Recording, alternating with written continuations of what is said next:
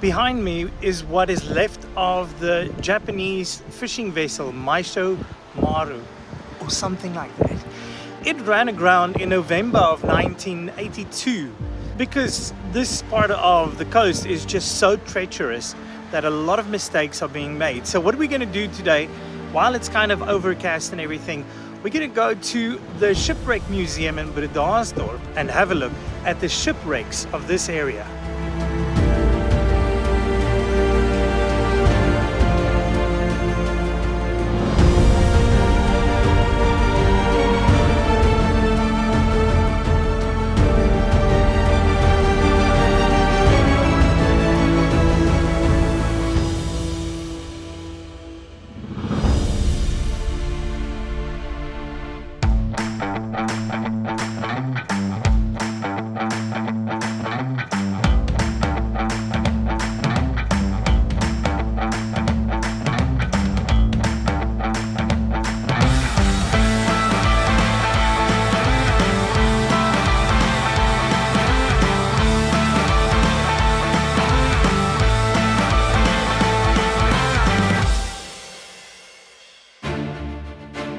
Transporting people and goods on the ocean has been a practice over thousands of years, but it can also be one of the most dangerous ways to transport, as weather and coastal conditions are very unpredictable.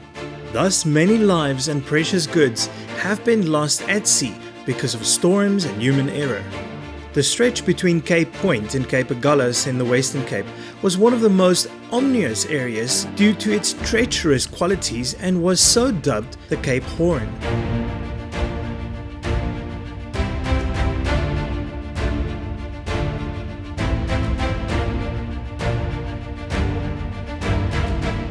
And how fitting that we find the only shipwreck museum in South Africa here in Bredasdorp.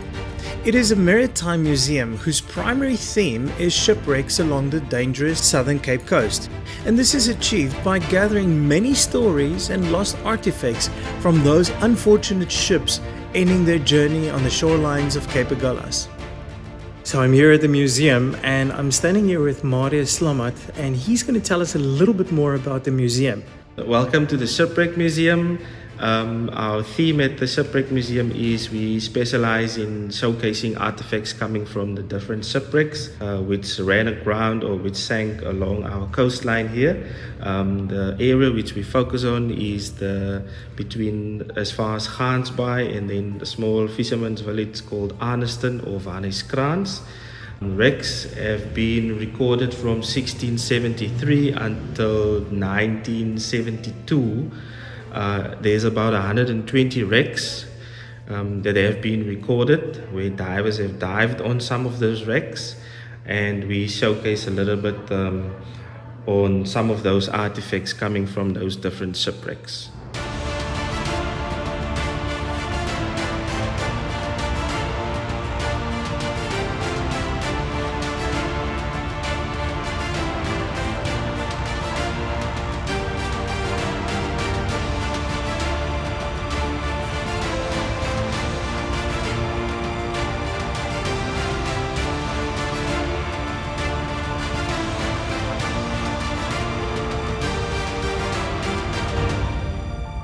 Over here we have a map which shows us or show you where some of the wrecks have been located, and so the red dots indicate here where some of the divers have been diving on those wrecks and have found some artifacts on them.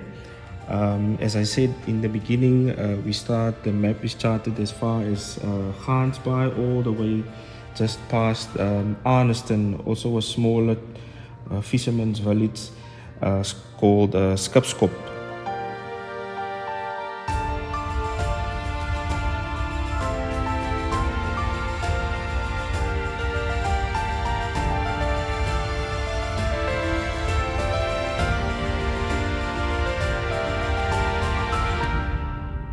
We have an exhibition about the Arniston wreck, which happened on 30 May 1815. As you can see here, divers have salvaged some of the artifacts. We have, for instance, some old copper nails. We have a lead shot. There's also an old toilet pot which was used in the captain's cabin, and then just smaller other items also recovered from the wreck, like porcelain pieces. There's pieces of an old firearm, an old gun. There's cutlery, there's beads which was used for trading. So yeah, and over there you will see on the map where the wreck and all the items on the ship scattered on the seabed, with divers busy there salvaging some of the items.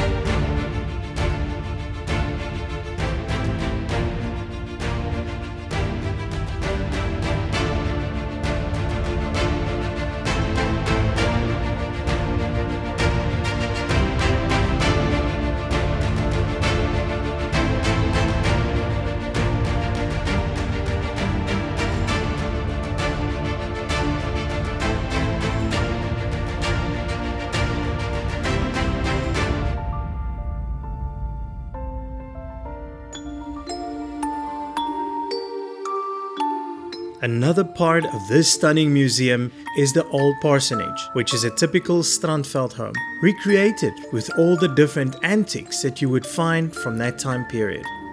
It is also host to a collection of furniture and personal belongings of the renowned author Audrey Blichnout that originated from Bredasdorp.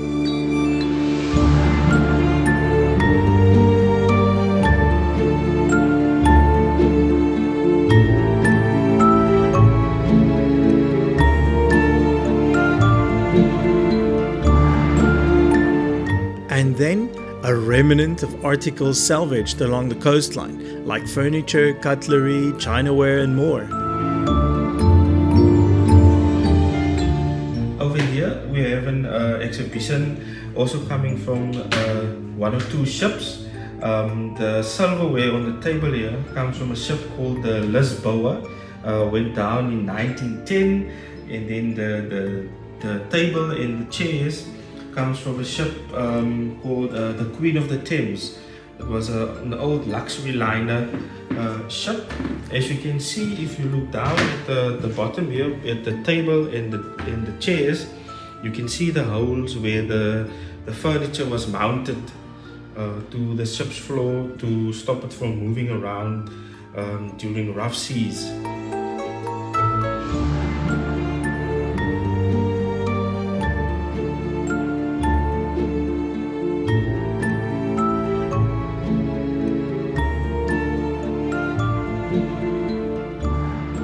This is an old bar counter, also coming from the Queen of the Thames ship, along with the telescope.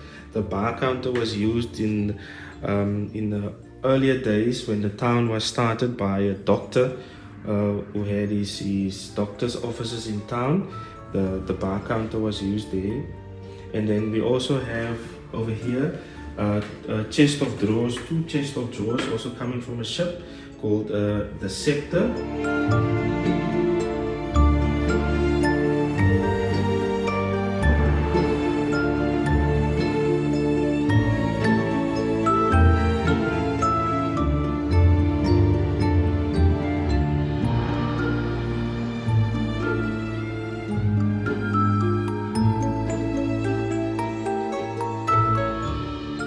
Before you come to the most southern point of Africa, you should come past this museum, because here you can find out way more about the history of the area that colors in everything so amazing. So hopefully with the little bit that I can show you today, it's going to give you a little bit of an idea of this amazing area called Cape Agulhas.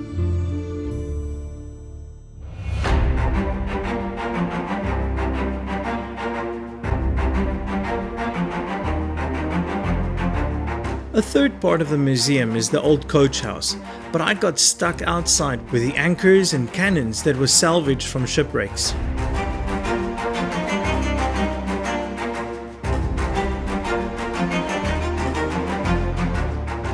Overshadowing the anchors in the middle is a majestic old fig tree classified as a Ficus capensis. There are about 850 different fig tree species, and many of them have aerial roots and are mostly evergreen. These can grow up to 20 meters high with a spread of about 10 meters. And then there are the cannons. What stories they could tell if they could speak. Travels, adventures, battles, and close calls. But now they rest here in the gardens of the Shipwreck Museum in Bredasdorp.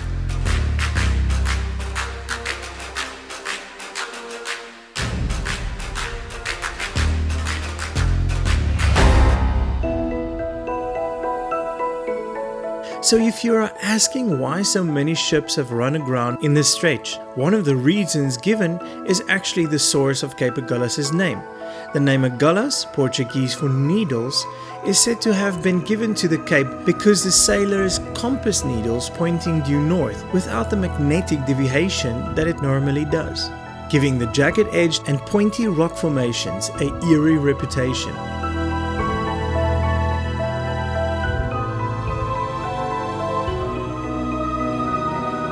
Join me next time as I discover more untouched nature on this amazing coastline.